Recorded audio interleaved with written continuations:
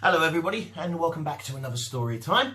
Today's story, because we are looking at pirates at the moment and the sea, today's story is The Singing Mermaid, which is a great story. So let's get cracking and I hope you enjoy it. Here we go. Did you ever go to Silver Sands on a sunny summer's day? Then perhaps you saw the mermaid who sang in the deep blue bay.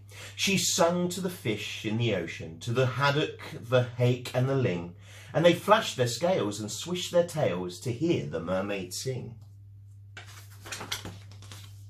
And sometimes the singing mermaid swam to the silvery shore. She sat and combed her golden hair, and then she sang some more. She sang to the cockles and mussels, she sang to the birds on the wing, and the seashells clapped and the seagulls flapped to hear the mermaid sing. When Sam Sly's circus came to town, Sam took a stroll by the sea. He heard the mermaid singing and rubbed his hands with glee. He said, "I can make you famous, I can make you rich," he said. "You shall swim in a pool of marble and sleep on a fine feathered bed. You shall sing for the lords and the ladies, you shall sing for the queen and the king, and young and old will pay good gold to hear the mermaid sing."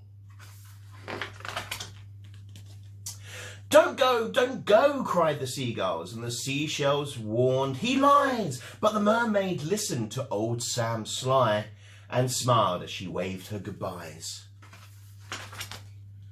And he took her away to the circus. She sung to the crowds round the ring, and more came the deafening roar when they heard the mermaid sing.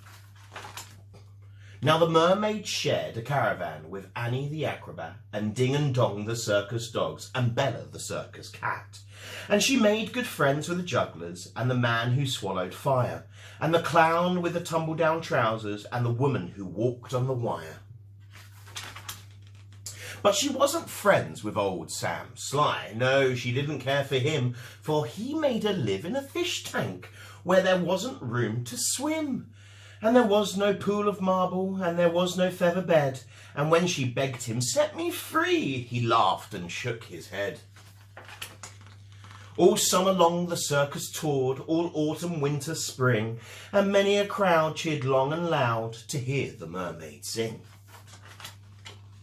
But the mermaid dreamed of silver sands, and she longed for the deep blue sea, and her songs grew sad, and again she said, "I beg you, set me free." But again he laughed, and he shook his head, and he told her no such thing. Here you will stay while people pay to hear the mermaid sing. At Silver Sands, a seagull was flying to his nest, when on the breeze he heard a song, the song that he loved best. He followed the song to the caravan. Sam Sly was about to lock it. The seagull watched as he turned the key and slipped it inside his pocket. The seagull waited till Sam had gone, and he perched on the windowsill, and tap, tap, tap at the window he tapped with his yellow bill. Come back to Silver Sands, it's only a mile away. I can find the key and set you free if you'll come back to home with me."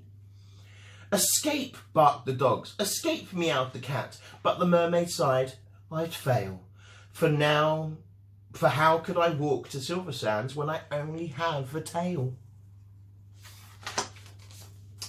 "Like this," cried Annie the acrobat, and she stood upon her hands. "This is the way, the only way to get to Silver Sands. Right hand, left hand, tail up high, there's really nothing to it.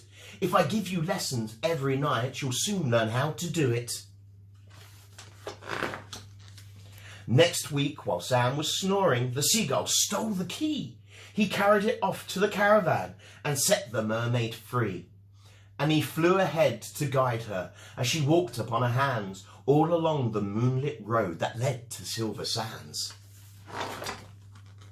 And the creatures on the seashore and the fish beneath the foam jumped and splashed and danced with joy to have their mermaid home. And she sung to the cockles and mussels, she sang to the birds on the wing, and the seashells clapped and the seagulls flapped to hear the mermaid sing.